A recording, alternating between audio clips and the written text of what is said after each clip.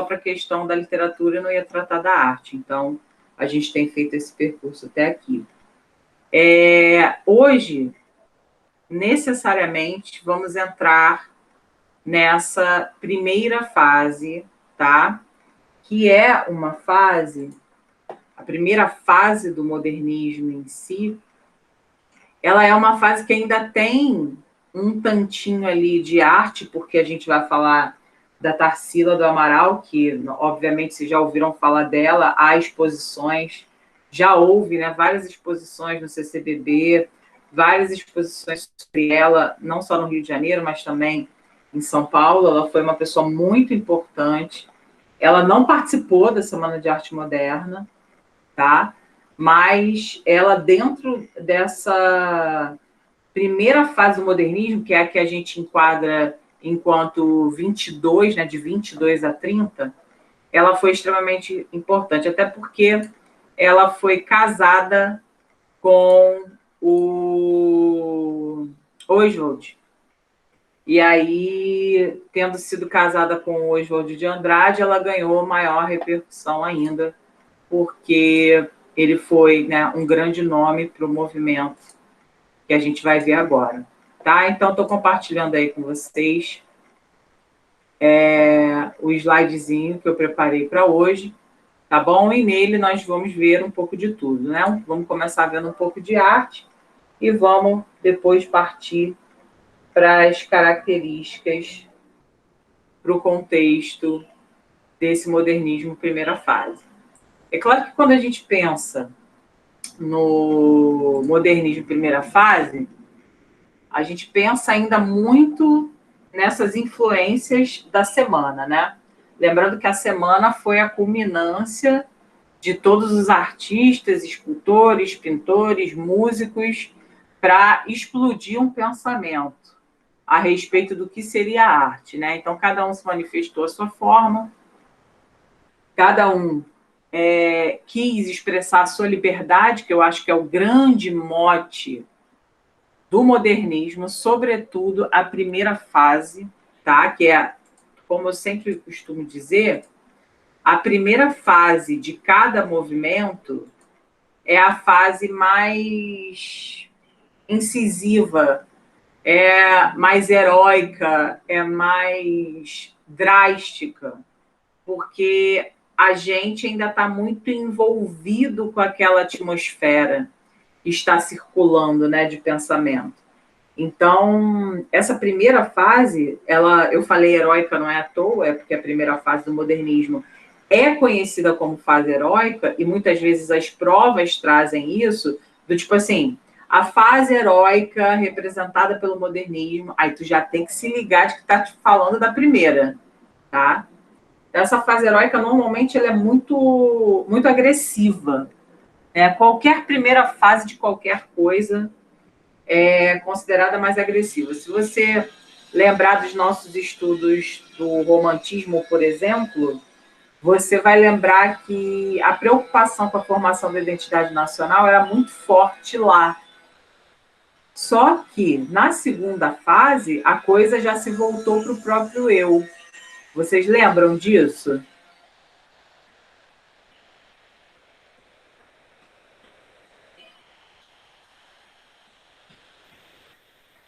Aham.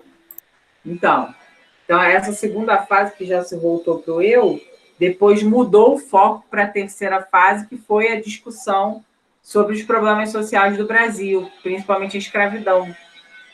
Então, a gente tem num grande movimento várias esferas, né? E aí, no primeiro momento, a gente tem a agressividade rolando solta. Agressividade não de porradaria, mas sim a agressividade de se fazer ouvir, de se fazer valer um pensamento que está permeando ali naquela época. Então, hoje a gente vai ver esse Brasil de 1922 a 1930. E quando eu falo que há uma gota de vanguarda em cada poema, na verdade, o que eu estou querendo dizer é que essas vanguardas, com esses movimentos, né, que a gente viu, cubismo, dadaísmo, surrealismo, futurismo, a gente, com essas vanguardas, experimentou um novo olhar para as artes, né? E esse novo olhar das artes, ele vai também para a literatura. Então, em cada poema que você enxerga uma visão de futuro, em cada poema que você enxerga uma noção diferente de estrutura, em cada poema que você enxerga a inovação, você está enxergando esse Brasil da primeira fase do modernismo, tá? Então, a metáfora e o pensamento por trás do que eu estou dizendo é justamente isso. A gente, quando for para as questões, tá? As questões da primeira fase do modernismo, que eu ia até mandar para vocês semana passada, mas eu decidi não fazê-lo porque eu queria terminar mesmo a primeira fase, e está terminando hoje, tá? Então você já anota aí que você precisa fazer a apostila, a primeira fase do modernismo, que está na apostila de setembro. Você precisa fazer toda a primeira fase, tá? É importante que você veja os exercícios lá e que você tente fazer, tá bom? Eu vou selecionar alguns para a aula que vem, da apostila, para a gente discutir junto, mas isso não impede que você faça, tá? Já vai começando a fazer. Então, o que acontece?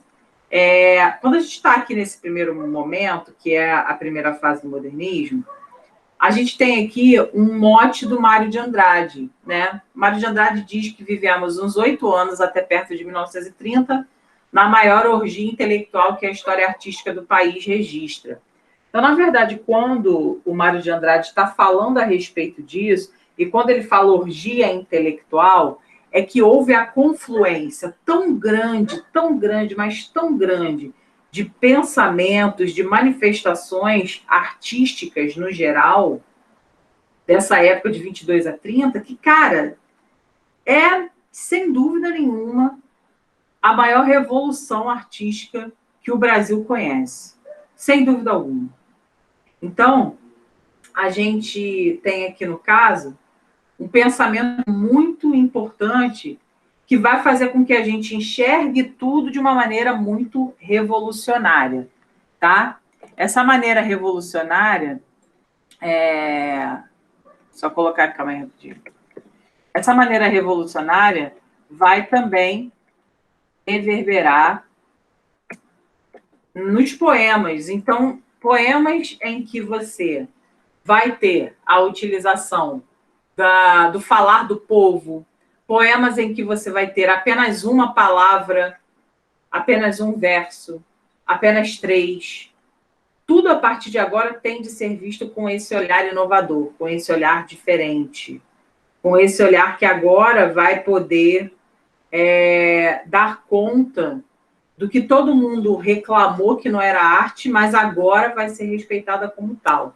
Tá? Então, nesse primeiro momento, a gente precisa falar de uma personagem aqui importante, que é a Tarsila. Como eu já falei anteriormente, né, antes de começar a aula, quando eu estava introduzindo, a Tarsila ela não fez parte da Semana de Arte Moderna, mas ela participou ali dos manifestos feitos, né, que eu mostrei para vocês na semana passada, a questão do manifesto da antropofagia, do manifesto para o Brasil.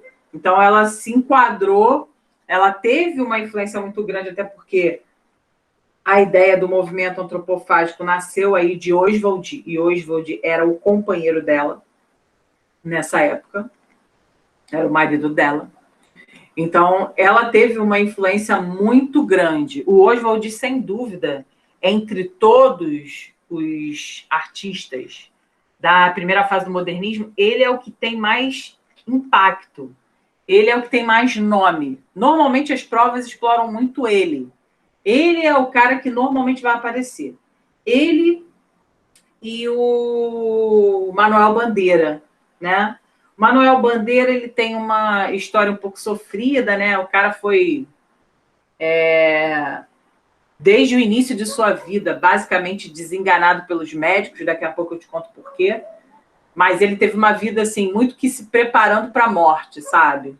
Então, Manuel Bandeira, ele tem lá as suas questões interessantes para trabalhar, mas normalmente as provas preferem aí explorar o Oswald de Andrade, que é o criador de muitos dos manifestos, que é o cara, né, que teve maior influência aí. Apesar de não ter sido considerado o de mais relevância, né? Alguns críticos literários dizem que o cara de maior relevância foi o Mário de Andrade. Tá? Então, são 3 caras e eu costumo chamar, né? Eu costumo criar uma siglazinha para vocês lembrarem dos nomes, né? Que, na verdade, é MAM, é M-O-M. M de Mário de Andrade, O de Oswald de Andrade e M de Manuel Bandeira. Então, esse MON aí é a tríade da primeira fase do modernismo. É sempre importante a gente guardar o nome dos caras, porque às vezes uma questão não vai falar sobre o movimento, ela vai te perguntar sobre o movimento. E aí, se você já conhece o nome dos artistas e consegue ligar a época, você consegue ter uma dimensão maior, tá? Então, começando aqui a falar para vocês, eu botei uma informação importante de que, na verdade, a Tarsila não estava aqui em 22, ela estava lá em Paris, tá? Mas, obviamente, ela fez parte dentro dessa fusão que a gente espera da pintura e da literatura com a influência dos manifestos criados pelo marido dela, tá? Então, a gente tem aqui essa primeira obra, essa segunda e essa terceira. Os nomes estão aqui em cima, né? Esse aqui é Carnaval em Madureira, essa aqui é Vendedor de Frutas e essa aqui é O Mamoeiro, tá? E aí, o que a gente consegue visualizar numa obra chamada Carnaval em Madureira, gente? O que vocês conseguem enxergar aí? Tá dando para ver direitinho? Tá dando sim. Beleza, então eu quero que vocês me digam o que vocês enxergam nessa primeira obra da Tarsila.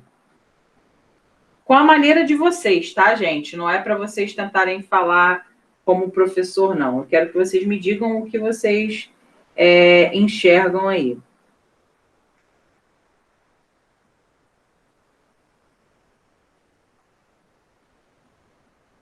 Parece que tem influência do cubismo também, né? Sim, sim. Mas o que mais que a gente pode ver com relação ao próprio enredo, ao que está contido aí dentro? Uma arte mais popular, não representa mais as camadas. A gente tem negros aí, não só negros, né? Nós temos aí uma miscigenação que é muito característica, né, do nosso país, mas a gente tem uma obra no centro que eu não sei se você está conseguindo enxergar. A Torre Eiffel, né? Exatamente.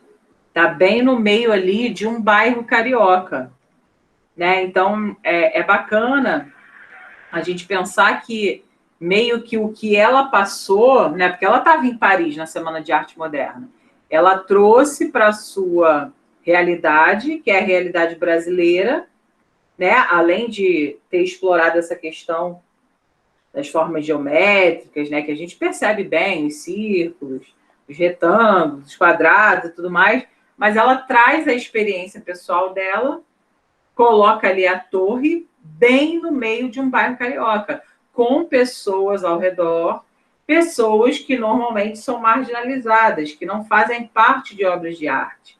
A gente, quando estava estudando arcadismo, né, quando a gente estava estudando romantismo, a gente viu quem tinha, basicamente, a representação nos quadros, né? Eram pessoas brancas, pessoas de poder.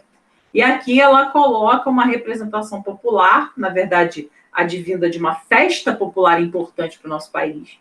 Então, carnaval para o Brasil é a situação, todo mundo sabe disso, né?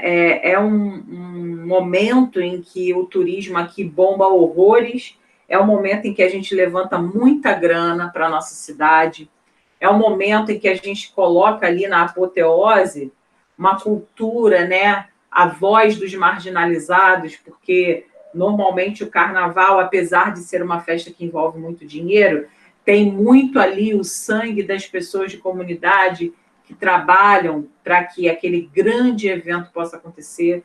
Então, é uma obra bem legal, ela coloca carnaval em Madureira, né? Quer dizer, Madureira, que é um bairro carioca extremamente importante pelo seu comércio, né? Pela sua lotação, todo mundo na Madureira sabe que é aquela efervescência ali, tem o Mercadão de Madureira que vende tudo, né? Então, é um bairro muito, muito peculiar do nosso Rio de Janeiro. E ela coloca a torre aí, obviamente, pautada em suas experiências, e consegue trazer esse quadro, que é um quadro extremamente colorido, né? Isso é Brasil também, né? Um quadro amarelo, com verde, com laranja, azul. Então, é uma grande mistura que deu esse quadro lindo aí, né? Que dá vontade de ter na sala da nossa casa.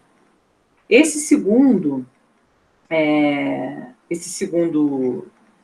quadro dela, essa segunda obra, é O Vendedor de Frutas, tá? E o que vocês conseguem enxergar aí nesse vendedor de frutas?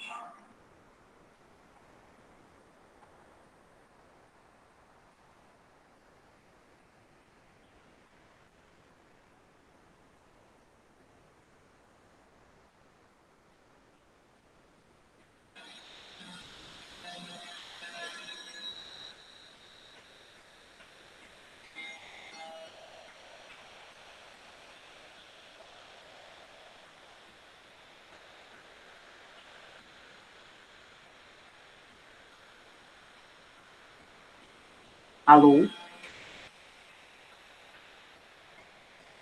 Tô pensando. Tá pensando? Tranquilo. Fala aí, o que a gente consegue ver? É o vendedor de frutas. Ele está onde? O que ele está carregando? O que isso significa?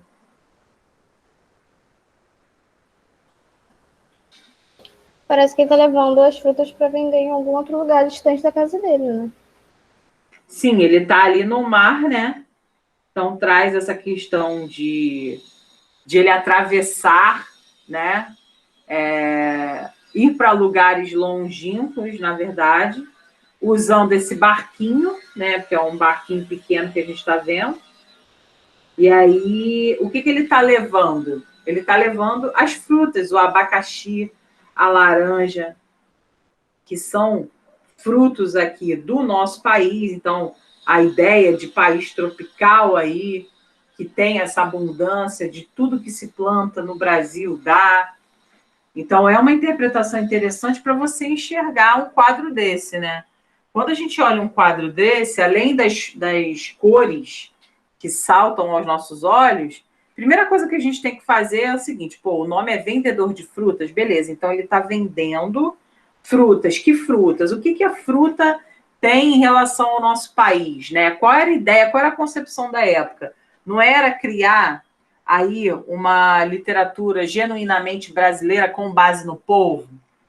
A gente sempre tem que pensar, pô, dentro dessa atmosfera de pensamento, né? E essa fase que ela está é a fase pau-brasil, ou seja, mais nacional impossível, tá? Então, assim, a gente sempre tem que procurar olhar, né, essas questões que saltam aos nossos olhos.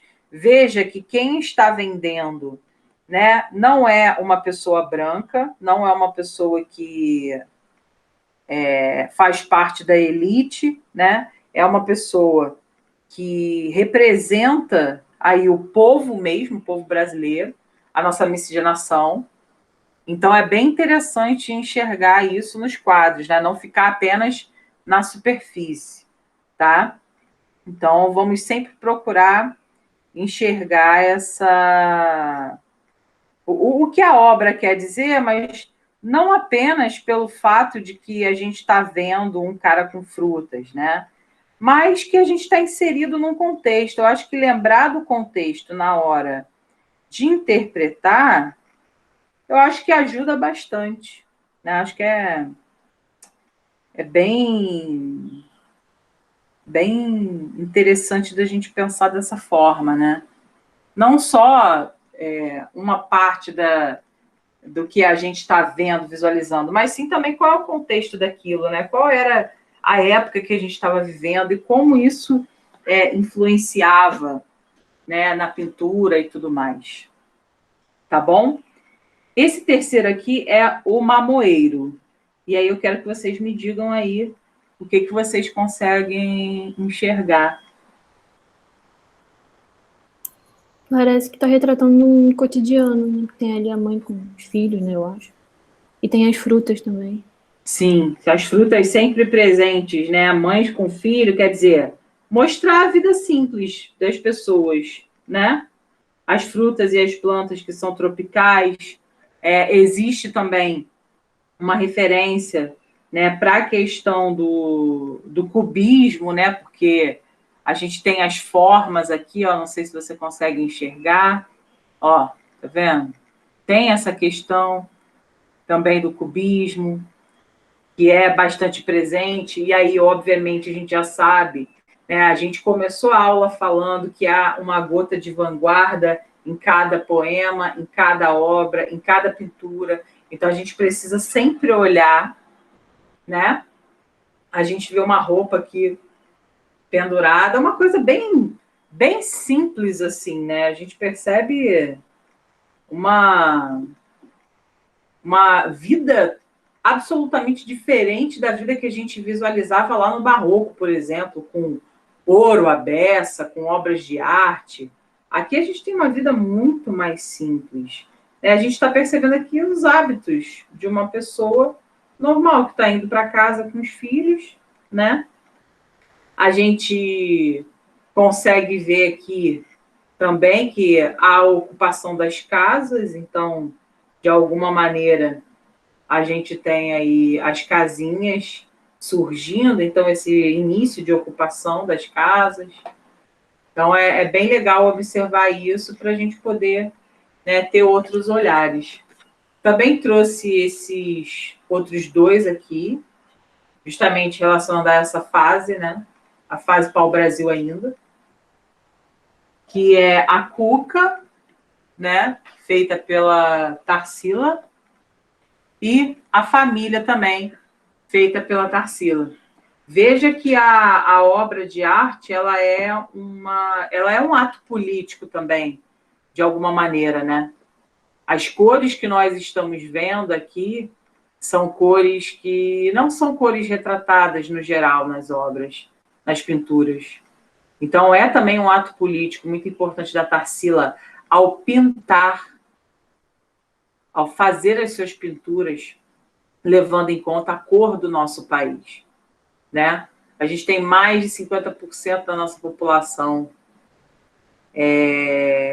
negra, né?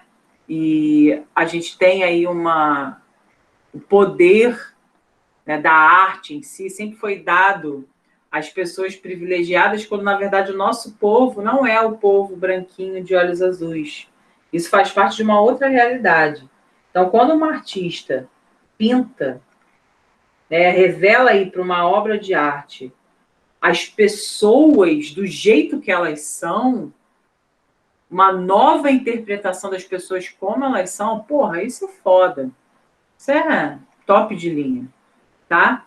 Aqui a gente tem a Cuca, né? Essa Cuca aqui é uma Cuca esquisita, né?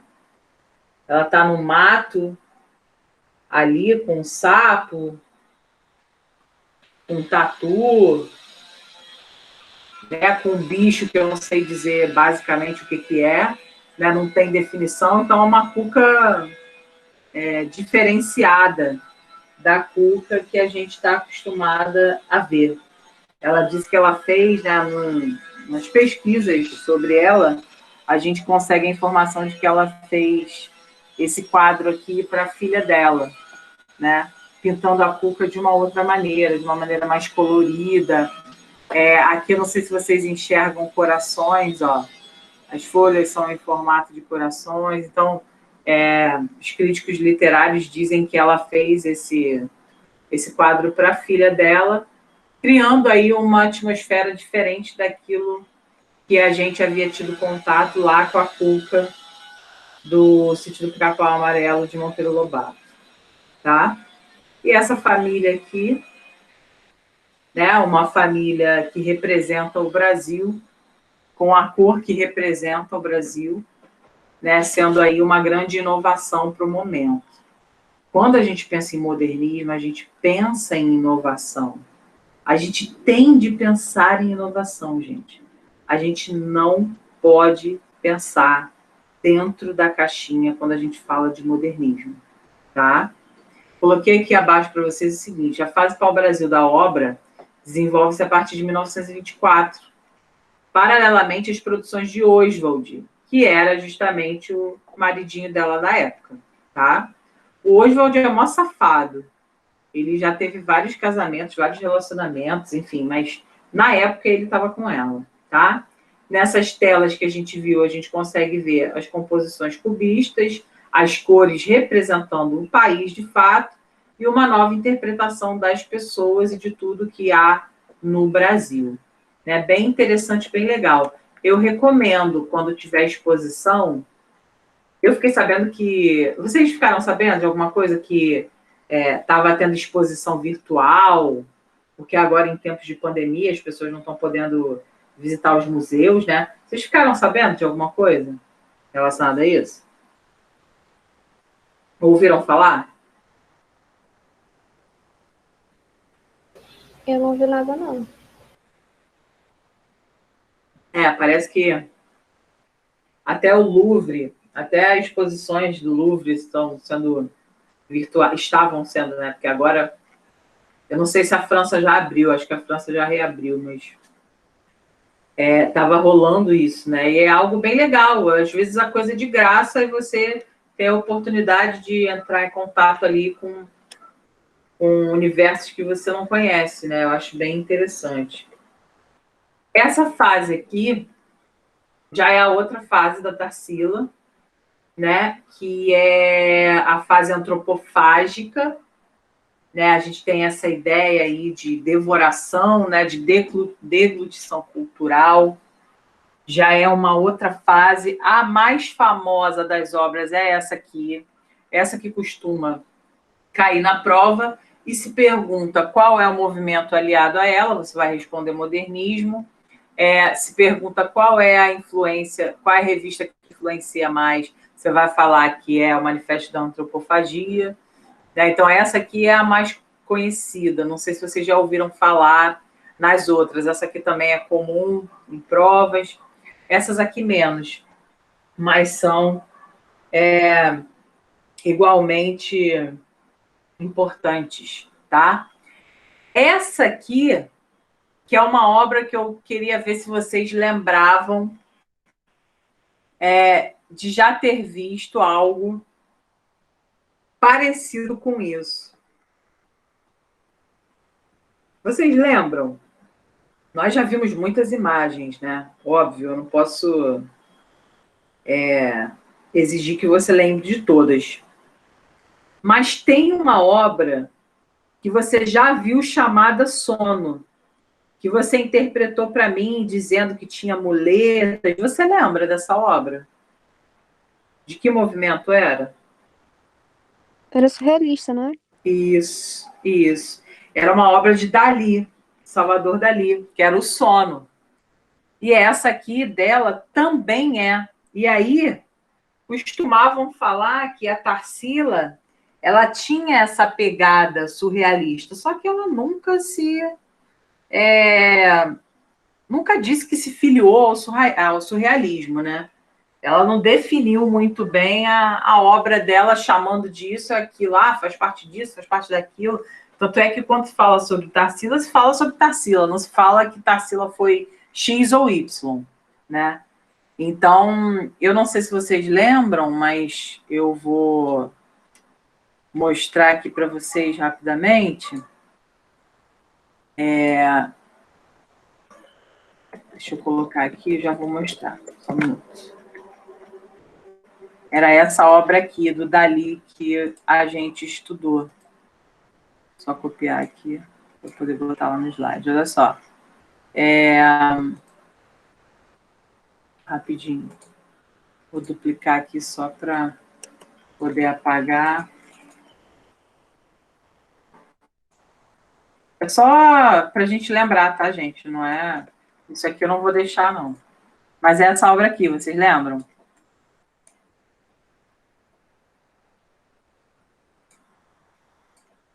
Vocês lembram dessa obra?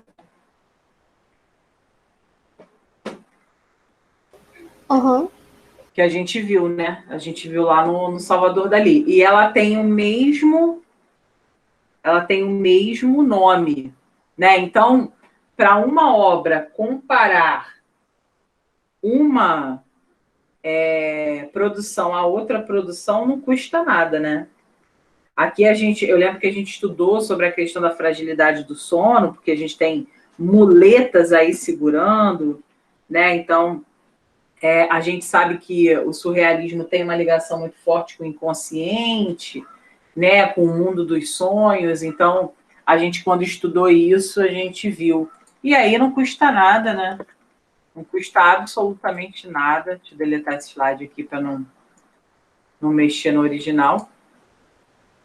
Deu muito... Gente, dá muito trabalho fazer um slide desse, vocês não imaginam. É sinistro. Então, também não quero que atrapalhe minha obra de arte aqui, não, que deu muito trabalho para fazer.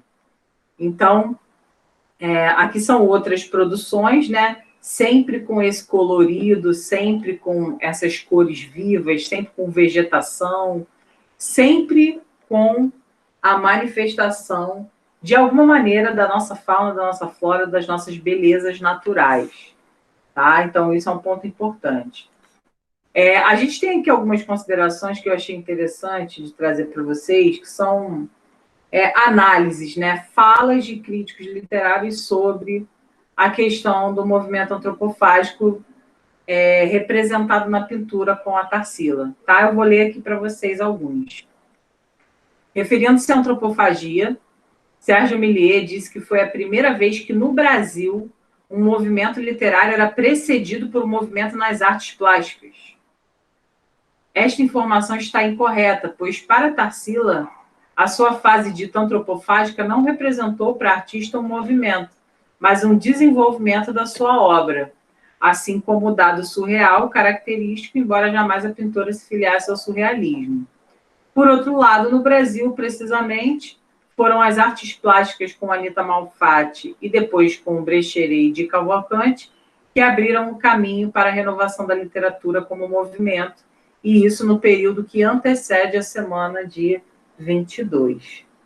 A partir do gigantismo presente em suas telas, de 1928 e 1929, além da deformação da figura humana referida, comparável à que se realiza hoje através da grande angular em fotografia, é bem interessante assinalar a redução dos elementos. Então, o que acontece? Olha só. Quando a gente fala de grande angular, não sei se vocês conhecem um pouco de fotografia, mas quando a gente fala da grande angular, a gente está falando ali de fotos que são chamadas de olho de peixe. Vocês conhecem isso? Vocês entendem um pouco de fotografia? Vocês já viram uma fisheye, que a gente chama? Já. Sim, então é porque estava na moda para o celular, eu tive. Isso. Eu tenho aqui em casa, eu tenho a original, né? Porque eu tenho aquela máquina que eu tiro foto de vocês quando vocês são aprovados. Eu tenho a Nikon, eu tenho uma lente dessa e eu tenho 2 lentes para o celular com a fisheye. Teve uma época de fisheye, né? Na verdade, mostrava aí uma maior quantidade de ângulos, mas há uma deformação, e aqui, nesse quadro, a gente vê, né, muito bem isso. Existe uma amplitude maior da foto, mas há uma deformação da pessoa. Então, é isso que o crítico literário quis dizer quando mencionou, né, sobre essa deformação da figura humana. Então, por exemplo, numa prova que crie associações com fotografia, se eles colocarem uma foto de uma grande angular, eles estão querendo fazer referência a essa deformação da figura humana, entendeu? Então, a gente precisa Eu sei que vocês precisam lembrar de várias coisas, enfim. Eu não sou a pessoa que vai obrigar vocês a lembrar, até porque, né, a nossa mente ela precisa armazenar várias informações, principalmente quando a gente é vestibulando, mas é sempre interessante a gente tentar, por exemplo, quando eu falar dessas questões assim diferentes, por exemplo, associação de fotografia com obra de arte, cara, isso é algo que faz você enxergar o porquê de você estar estudando isso. Não é meramente porque você precisa decorar as coisas. Isso não existe. Em literatura não existe decorar. Né? É claro que você vai lembrar de uma característica X ou Y num poema que você visualiza, mas a ideia é que você pense como os caras pensavam. Né? A ideia é que você tente associar as obras que são mostradas de acordo com o pensamento da época. E isso é que é interessante. De resto, cara, de resto é acertar a questão, entendeu? Então não fica ligado em decorar todas as obras e tal, não, mas coisas assim diferentes, né? Criando associações distintas de fotografia e obra de arte, de comparação de uma obra de arte com outra, de perceber, como vocês perceberam, eu já fiquei bastante feliz da questão do cubismo, quer dizer, vocês estão vendo a obra, e aí vocês já estão relacionando a um conteúdo que vocês estudaram. Porra, isso é maneiro, que mostra que vocês não esqueceram, entendeu? Então, é sempre importante a gente tentar criar e guardar essas associações, porque elas podem aparecer, né? Neste período de trabalhos denominados comumente de antropofágicos, por ter o mais conhecido da série inspirada no movimento oswaldiano, e esse aqui é o mais conhecido da série, e oswaldiano diz respeito ao marido dela, a Oswald, tá? O construtivo cede lugar ao monumental e à profundidade, porque realmente, né, quando você enxerga isso, você visualiza como se fossem monumentos, né? Então, a gente tem essa visão de fato. Ao mesmo tempo, a projeção do inconsciente se revela mais intensa, o dado real permanecendo, embora como referência, aproximando-se do fantástico. Certos trabalhos de excelência inigualável em sua obra, como O Lago, que é essa aqui. Né? Essa obra que ela é chamada O Lago, mas é um lago super assim, você não sabe, não consegue identificar, né? Que árvore é essa, que planta é essa, as plantas estão viradas ao contrário.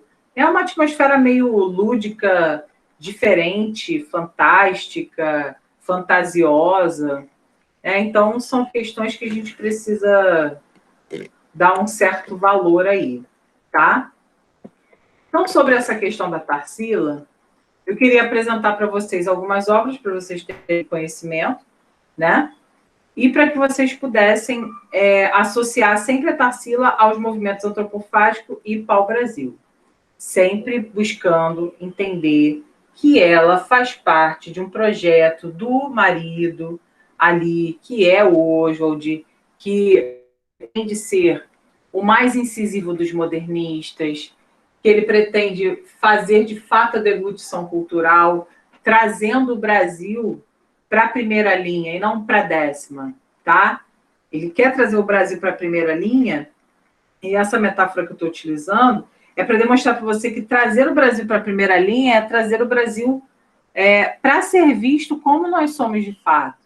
E ela representou muito bem, ela pintou a nossa gente, ela pintou a nossa obra, ela pintou a nossa fauna, a nossa flora, não de uma maneira idealizada como os românticos faziam, né?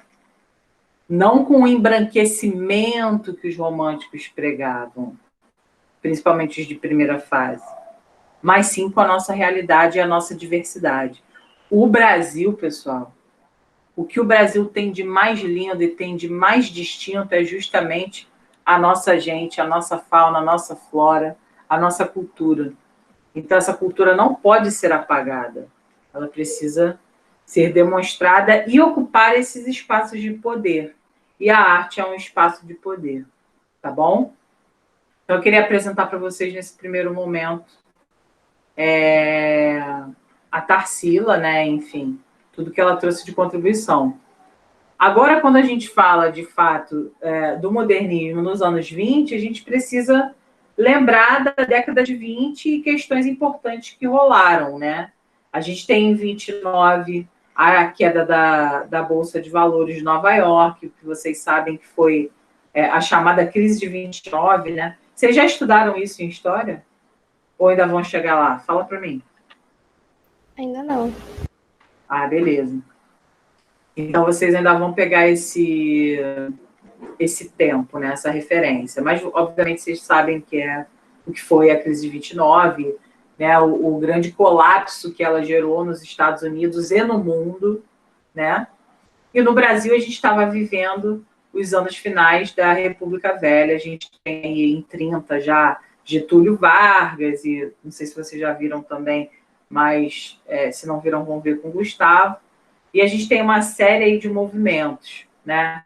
A questão política sendo muito enfatizada pós-Revolução Russa em 1917, a criação do Partido Comunista, a criação do Partido Democrático, que inclusive teve o poeta Mário de Andrade como fundador. Então, a gente está num momento de muita convulsão social, né? No Brasil, a gente tem a revolta do Forte de Copacabana, a gente tem a formação da Coluna Prestes, então todos esses aspectos aí históricos estão inseridos nesse tempo, estão acontecendo e vão influenciar como nós nos manifestamos na poesia, tá? No poema que a gente vai escrever, na prosa que vai ser escrita, tudo isso vai fazer parte. Então, se é um momento no Brasil de grandes convulsões sociais, é óbvio que num poeta ou no outro você vai enxergar isso na poesia. É como eu sempre te falei desde o Barroco. Se a gente tem algo acontecendo de importante que chega a se manifestar na saúde mental do homem, isso vai reverberar para a sua criação estética e artística. Vocês se lembram quando eu falei lá no Barroco que o poema barroco era um poema de difícil acesso, porque justamente o homem barroco estava em crise? Eu falei isso milhares de vezes. Por quê? Para demonstrar para você que, apesar de a coisa começar, às vezes, na arte, né, nas obras, enfim, quando a gente tem uma poesia feita por uma pessoa que não está bem, do ponto de vista assim, da saúde mental mesmo, você não tem como ter produções equilibradas. Então, porra, no Barroco é óbvio que a coisa era difícil de entender, porque nem o cara estava se entendendo. Você que está com as suas faculdades mentais um pouco abaladas em tempo de quarentena, né? Se você escrevesse algo hoje, e quando você for ver daqui a um ano, que se Deus quiser a gente não vai estar mais nessa situação, pô, tu vai pensar assim, caraca, eu estava muito mal nessa época, caraca, eu estava muito esquisita. Então, as pessoas, elas escrevem, elas produzem com base na sua dor, com base naquilo que elas estão vivendo. Isso a gente já sabe. Então, se a gente está vivendo aqui um colapso, né, uma convulsão social, uma agitação social, uma saída aí da República Velha para a questão democrática do Getúlio, cara, então, de alguma maneira, isso pode se manifestar nas produções, tá bom? Agora a gente vem com as características gerais do primeiro momento modernista, e aí aqui eu estou falando propriamente da literatura em si, das obras que vocês vão analisar, dos exercícios que vocês vão fazer, né? Quais são, de fato, as características importantes, e aí, enfim, eu sei que você está com o seu caderno aí, anotando as coisas, mas né, eu sempre peço uma ênfase nesse momento, que é o momento em que eu falo sobre características, para vocês conseguirem entender que aqui eu coloco tópicos, né? Eu não vou abrir todas elas no slide, senão eu vou ficar até amanhã falando. Mas eu preciso que você entenda uma coisa. Essa fase aqui, ó, eu vou botar aqui para você, que é de 22 a 30, Primeira coisa que eu preciso que você anote aí nas suas observações, ou no Word, ou seja lá onde você estiver anotando. Você tem que anotar que é o mais radical, é o período mais radical do movimento modernista, tá? E quando a gente pensa que é o período mais radical do movimento modernista, a gente está pensando que é o momento em que as necessidades precisam ser ressignificadas. Então, vamos traçar, lembrem-se sempre, momentos de crise trazem uma necessidade de adaptação. Então, eles estão necessitando de definições do que é ser brasileiro nesse primeiro momento. E aí, a primeira ação que eles têm é a primeira característica que eu coloquei aqui no slide para você. Esse rompimento com todas as estruturas do passado vem justamente dessa necessidade de se redefinir enquanto artista. Então, toda vez que a gente tem uma necessidade de se redefinir, a gente está procurando ser diferente. Quando a gente fala que houve um rompimento com todas as estruturas do passado, é no sentido mesmo de destruir tudo aquilo que a gente já fez antes enquanto literatura. Vamos buscar a nossa melhor versão. Vamos buscar o que é ser brasileiro de fato.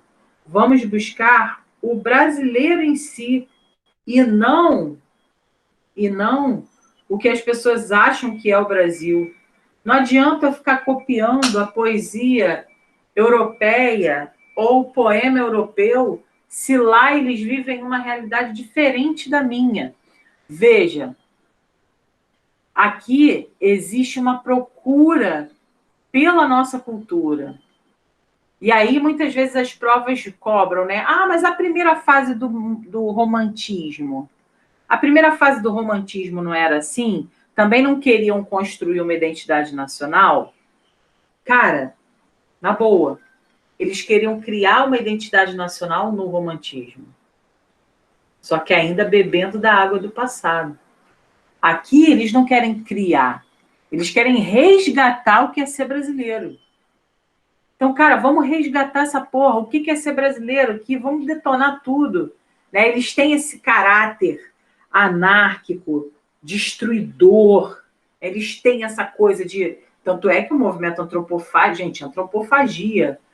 Antropo é homem em grego. Fago é comer. Então, destruir, comer, engolir esse homem europeu que queria influenciar, né, que sempre influenciou a nossa cultura e a nossa maneira de escrever, de pensar. Então, por isso que eu coloquei aqui como segundo tópico a ideia de caráter anárquico. É justamente essa questão destruidora mesmo, né? De você alastrar pelo Brasil esse espírito destruidor. Quer dizer, você quer empoderar pessoas para que elas pensem, para que elas resgatem o que elas são de fato e que elas não mais aceitem o que vem de fora. Esse é o grande ponto aí desse primeiro momento modernista, tá? E aí, eu falei para você que era importante romper com as estruturas do passado, mas eu botei aqui embaixo para você retorno às origens. Aí tu fala assim, ué, se eu tenho que destruir o passado, como é que eu vou retornar às origens?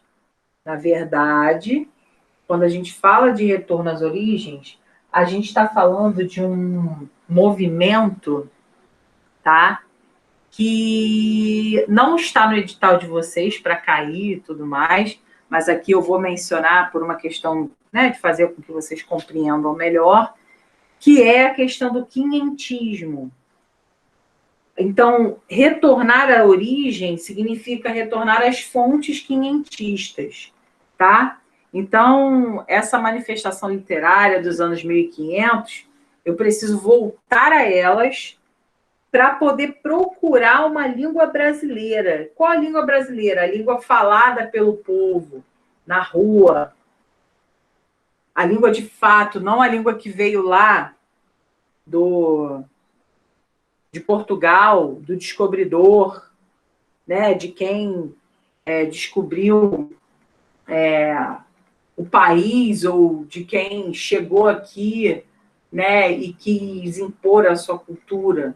A gente precisa voltar para as fontes quinhentistas para a gente poder entender que língua é essa, como que a gente vai usar essa língua, como que a gente vai, por meio da língua, manifestar as nossas críticas, usando o poema como instrumento. Tá? Então, esse retorno às origens era um retorno para conhecer o que aconteceu aqui nessa porra desse país em 1500. O que está escrito? Como que a gente pode fazer pesquisa dessas fontes quinhentistas para poder entender o nosso falar? Tanto é que há várias poesias que falam sobre o modo de dizer do brasileiro, o modo de se manifestar verbalmente. Tá bom? Quando eu botei aqui para vocês paródias, a gente sabe que a paródia ela é uma reescrita que altera o sentido original.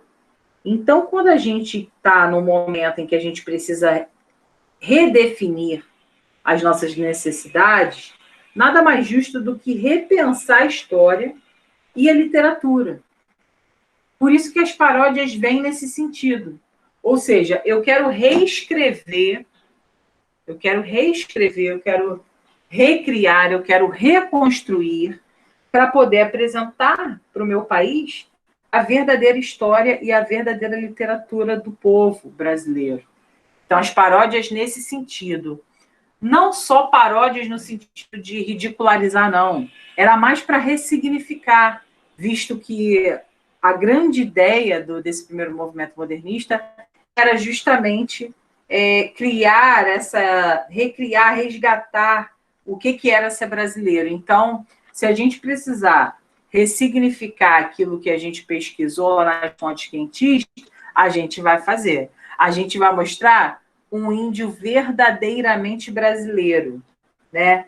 E aqui, quando a gente fala sobre um índio verdadeiramente brasileiro, a gente está falando de Macunaíma, né? Que é uma criação do Mário de Andrade, extremamente importante para mostrar os diferentes traços culturais que influenciaram o nosso homem, né? Que é o homem brasileiro. Então, a gente não vai mais mostrar aquele índio idealizado que os românticos pintavam, né? Inclusive, quando Macunaíma começa, não sei se vocês já leram, né? Mas quando Macunaíma começa, o Mário de Andrade define o Macunaíma como herói de nossa gente. Por que herói de nossa gente? Ele faz questão já de dizer, né, nesse primeiro momento do romance, aquilo que os românticos não faziam. Os românticos pintaram Iracema como heroína, mas eles não disseram que ela era heroína. Aqui o Mário de Andrade vai dizer quem é de fato o nosso índio, né, que seria aí uma metáfora, né, a gente normalmente usa essa expressão, né, o Macunaíma, o herói sem nenhum caráter, né, ele usa justamente dizendo que o herói do nosso povo, da nossa gente, é o Macunaíma, fazendo uma ação diferente dos românticos, que os românticos criam heróis, mas não dizem que são heróis. Eles querem que o povo chegue a essa conclusão, mas o Macunaíma não. O Macunaíma já fala, é da nossa gente. Então, o Macunaíma, ele vai mostrar isso, né, dentro da sua obra, o que é o índio, de fato. Não mais aquela coisa romantizada da Iracema, né, e a Iracema ela já era uma mulher à frente do tempo, mas, assim, em comparação de Macunaíma com a Iracema, a gente percebe como que o índio foi demonstrado, né, como que se pintou essa imagem indígena. Por isso até que as pessoas comparam muito nas provas, né, as provas adoram comparar a primeira fase o romantismo com a primeira fase do modernismo, trazendo aí aspectos relacionados ao índio, né? Então, se a gente tem que valorizar, a gente tem que valorizar o nosso índio com a postura dele. Um índio que é preguiçoso, um índio que não tem caráter. E aí, óbvio, né? Você vai criticar, você vai falar assim, porra, já, mas botar nosso índio sem caráter, isso é uma sacanagem com os índios. Hoje a gente, né, tá pensando muito sobre as minorias e, de fato, é uma representação crítica, né, para o povo indígena, mas era só para mostrar, eles tinham um objetivo, né? Nessa época era diferente. As coisas eram diferentes nessa época. Eles tinham o objetivo de ressignificar. Tudo que eles pudessem ressignificar, eles ressignificavam, tá? Isso é um fato. Se foi certo ou se foi errado, aí é uma discussão para o nosso tempo agora, tá? Agora, essa discussão não existiu lá atrás, tá bom? Então, por exemplo, uma redação que trate de um tema indígena, né? Você pode usar o Macunaíma aí como uma referência preconceituosa para o índio, enquanto que Iracema, nesse caso, vai ser uma perspectiva de endeusamento, tá? A literatura dá muito suporte para a gente poder utilizar na redação. Mas, assim, discussões em cima disso, no momento, não foram feitas, naquele momento. Hoje em dia, obviamente, se faz uma discussão importante a respeito de temas que tratem aí das minorias, tá bom? E esse nacionalismo crítico que eu coloquei aqui são as críticas à questão da escravidão, né, gente? Parar para perceber que eles faziam essas críticas é perceber que os modernistas da primeira fase eram conscientes, eles queriam denunciar a realidade do Brasil, né? Eles queriam, aí já existia esse movimento, né, de questão de direita, de esquerda, existia aí uma identificação política com a esquerda, né, falando sobre minorias e de como elas foram tratadas ao longo da nossa literatura. Então, é também uma característica importante desse momento. Com essa junção aqui de ideias, a gente consegue perceber de uma maneira muito tranquila que era um momento revolucionário, era um momento de ressignificação, era um momento de redesenhar o que era ser brasileiro. Mas um redesenho real, e não um redesenho idealizado. Tá bom, pessoal? Tudo bem até agora? Sim ou não? Fala aí.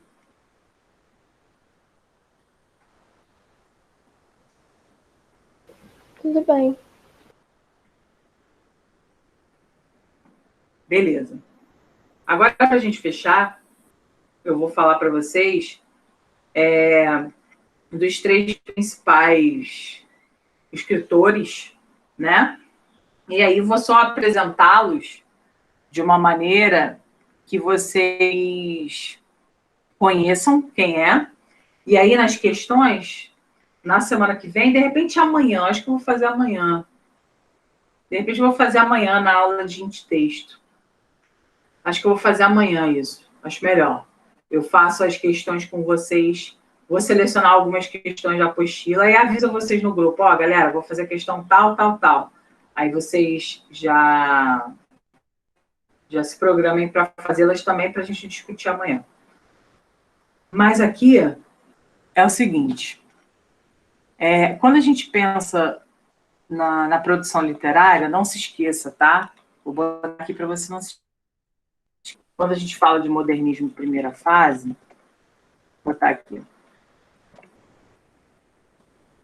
A gente está falando, ó, Mon, tá bom? Quem é Mon? Mon é, na realidade, a tríade que representa a primeira fase do modernismo, tá? Se não fosse importante, eu não estaria falando de novo, tá? Então, guardem esses nomes. Então, a gente tem o Mário de Andrade, coloquei a fotinha dele aqui para você visualizar quem é. A gente tem o Oswald de Andrade, que era o pegador, e a gente tem... O Manuel Bandeira não entrou, repeti sem querer o Oswald. Vou mostrar para você o Manuel daqui a pouco. Então, olha só, o Mário de Andrade, ele é o cara conhecido como o Papa do Modernismo. Ah, mas por que ele foi conhecido como o Papa do Modernismo, se, na verdade, quem era o mais conhecido do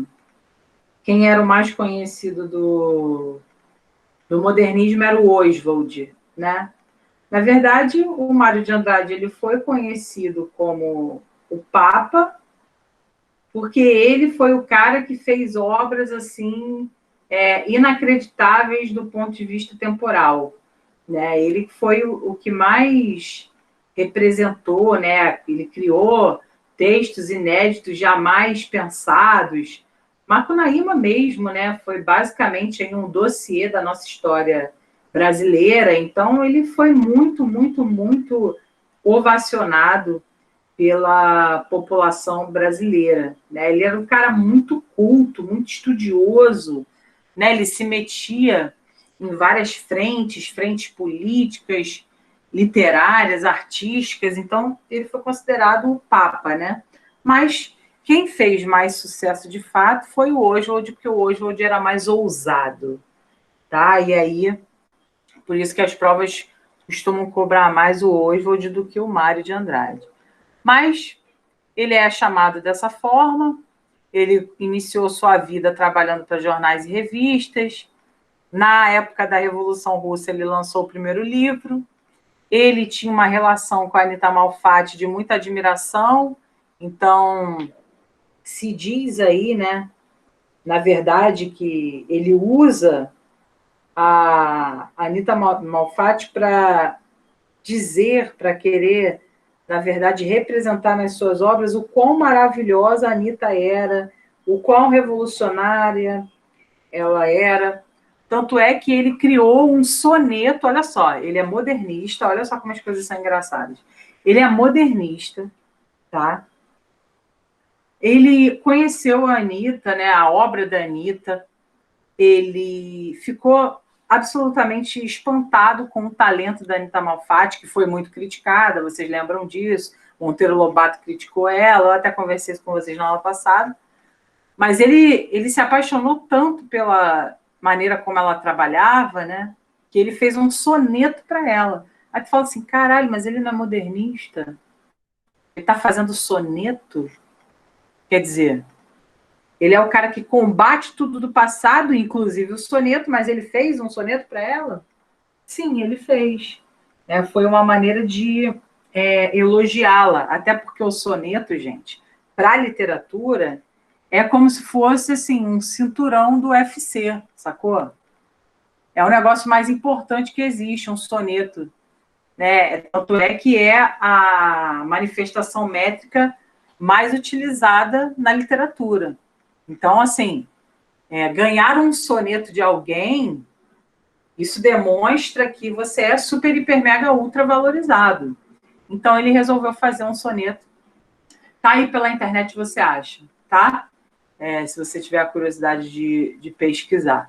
Ele fez um soneto para Anita Malfatti, que a gente estudou também na aula passada. Ele tinha uma luta muito grande pela coloquialidade, então suas escritas levam em conta a coloquialidade, ele não escreve de uma maneira complexa, sua leitura e linguagem são simples, tá? Ele trouxe bastante o conceito de brasileirismo, o que é ser brasileiro, e ele criticava, obviamente, como tinha uma ligação muito forte com a política, ele criticava essa alta burguesia e a aristocracia. Então, dentro de suas produções, basicamente, vocês vão enxergar bastante disso. O Oswald já era aquele homem mais polêmico, já era um homem que se envolvia aí com tudo, né? Então, ele, se tivesse que falar o que pensava, ele falava, se tivesse que ironizar, que debochar, ele fazia. Então, ele é uma grande representação do modernismo dessa primeira fase, né? Então, Coloquei aqui para você que ele é uma figura fundamental, que ele era um homem polêmico, ou seja, é o tipo de cara que tem muita inimizade, porque fala o que pensa. A gente sabe que falar o que pensa é complicado, tem dois lados da moeda, tem gente que não está preparado para ouvir, e tem gente que ouve e agradece. Né? Quem convive aí na sociedade sabe que, às vezes, quando você fala com alguém aquilo que você pensa, você é mal interpretado e você é tirado de grosseiro. Né? Mas ele, para a época, né, ele nunca se negou a falar o que ele pensava. Então, ele é muito conhecido, né, as produções, até que, aspas, homenageiam ele, falam desse caráter dele, de ser um amante da palavra liberdade. Né? Eu acho que ele sim é a representação de liberdade que a literatura conheceu. Então, ele era o representante da liberdade. Eu vou fazer o que eu quiser, na hora que eu quiser, eu vou falar o que eu quiser e ninguém me segura. Tá? Ele foi militante político, né, de esquerda, a questão de esquerda muito forte nessa época entre os artistas. Ele se casou com a Tarsila do Amaral e com a Pagu, né, com a Patrícia Galvão. Não sei se vocês já ouviram falar dela, mas se vocês não ouviram falar dela, vocês vão ouvir, né, que foi uma escritora aí importante para nós, da década de 60, tá? E ele fazia os poemas, na verdade, eu acho que vocês já devem até ter visto alguns poemas dele que tem um versinho só, né? Eu não sei se vocês já ouviram, já leram um poema dele que se chama Amor. E aí o poema se chama Amor e o verso é humor. E pronto, acabou o poema. Então, quando você já percebe esse tipo, né, de criação, você já lida com uma poesia que é uma poesia ali de comprimido, né? É uma poesia ali em doses. E aí, dentro desse conceito que ele criou, dessa maneira de escrever, a gente se habituou, né, e a literatura da época se habituou a chamar os poemas dele de poema pílula. Então, toda vez que você visualizar numa prova, né, alguém falando sobre poema pílula ou colocando um poema de Oswald de Andrade, pequenininho como esse que eu falei, que inclusive costuma cair bastante, você já sabe que era justamente esse aspecto aí de síntese, né, que ele construía. Então, a sua linguagem, obviamente, muito simples, de fácil acesso, né, porque enquanto cara que prezava a liberdade, ele pensava na liberdade em todos os campos, inclusive no campo da aceitação de quem está lendo, né? Então, se você tem uma produção em que você fica ali debruçado durante horas e horas, sem conseguir, né, aproveitar a sua vida, você fica ali. Ele criticava muito os parnasianos, né, que escreviam de uma maneira difícil. Se você tem esse tipo de produção, você não está prezando pela liberdade da pessoa. Então, ele construía esses poemas de fácil acesso para poder justamente botar aí, né, em voga o que ele mais defende, que a pessoa tem de ser livre em qualquer momento de sua vida, nem que seja no momento em que ela está lendo alguma produção literária. Tá bom? E para fechar, deixa eu tirar hoje aqui de novo, que ele saiu sem querer. Deixa eu botar aqui, deixa eu pegar o Manuel Bandeira. Coitado, que o Manuel Bandeira é o cara mais sofrido da vida. Ele não chega a ser mais sofrido do que, obviamente, o Lima Barreto, né? Que Lima Barreto sofreu pra caceta. Mas ele é um cara que tem lá o seu valor na literatura brasileira, mas viveu uma vida esperando a morte, né? Então, é realmente difícil, complicado. Pronto. Engraçado é pensar que esse homem, ele tinha tuberculose e ele foi desenganado pelos médicos, né, quando tinha 18 anos. E olha só, né, você ser desenganado pelos médicos com 18 anos de idade, beleza? E aí, você morrer, né, eu acho que ele morreu com 70 e caralhada, é sinistro, né? Não, morreu com 82 anos. Ele morreu com 80 e poucos anos. Então, foi desenganado, a questão da tuberculose, né, acometeu ele naquela época, e pelo fato dele viver com a sensação de que ia morrer, a gente tem toda essa história de vida representada nas obras. Então, a gente tem o Manuel Bandeira como representante de dois mundos. O mundo da família, o mundo da infância, e o mundo da rua, dos mendigos, das prostitutas, das pessoas marginalizadas socialmente.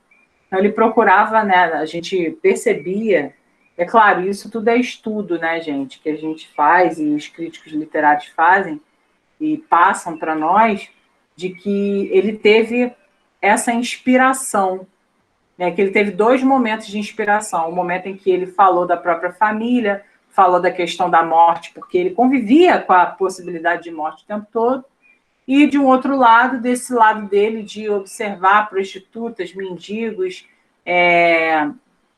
carregadores de feiras livres, pessoas que viviam nas ruas, para observar justamente como essas pessoas viviam, né? Sem expectativa, sem esperança, e ele também, enquanto uma pessoa que procurava a própria morte, também não tinha muita esperança. Então, meio que ele se identificava, né? E aí a literatura diz que ele possuiu dois momentos. O momento de falar de questões sublimes, né? Como a família, como a infância, como a morte. E, de outro lado, ele procurava uma identificação com esses personagens que eu falei, justamente por essa ideia de que não há esperança, né? Não havia esperança num homem que morava na rua, não havia esperança numa mulher que trabalhava com o próprio corpo na rua, né? Não havia esperança num cara que era feirante, né? Num cara que trabalhava sempre numa condição desprestigiada. Tá? Então, basicamente, toda a vida do Manuel Bandeira é dedicada para a questão da poesia. E ele vai, né, desenvolvendo suas obras e sua vida até o dia que ele sucumbiu aí, que ele morreu. Mas levou muito tempo para morrer, né? E se ele foi desenganado desde os 18 anos, já era para ele ter morrido antes. Mas ele morreu, ele viveu até 80 e poucos anos. Isso significa que, será que talvez ele aproveitou bastante a vida ou ele viveu com essa angústia dia a dia? Porque quando você vive sabendo que você está se preparando para a morte, você tem dois caminhos. Ou você aproveita loucamente a sua vida, ou você fica tão ansioso que acha que a morte vai chegar amanhã e aí você não tem muito o que fazer. Tá? Mas toda a sua produção foi determinada por esse fato, né? Pelo fato de que ele descobriu que tinha tuberculose e passou a viver a vida esperando a sua morte. Tá bom, gente? Então, esse é o panorama da primeira fase. Tá bom? Esses foram os principais artistas. Beleza? Eu vou colocar esse slidezinho lá na plataforma para depois você baixar. Mas amanhã a gente vai fazer alguns exercícios juntinho, para que você tire as suas dúvidas sobre essa primeira fase e para que você visualize de fato como isso aparece para você. Tudo bem?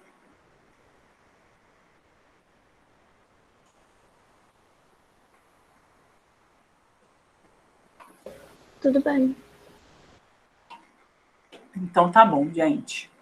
Vou parar por aqui. Um beijo grande para vocês. Amanhã a gente se vê, então, ó, combinado, tá? Amanhã, ao invés de ser texto, vai ser literatura com os exercícios da apostila de setembro do modernismo, primeira fase. Tá bom? Daqui a pouco eu vou marcar os exercícios e aí já aviso a vocês para que vocês tentem fazer também. Um beijo.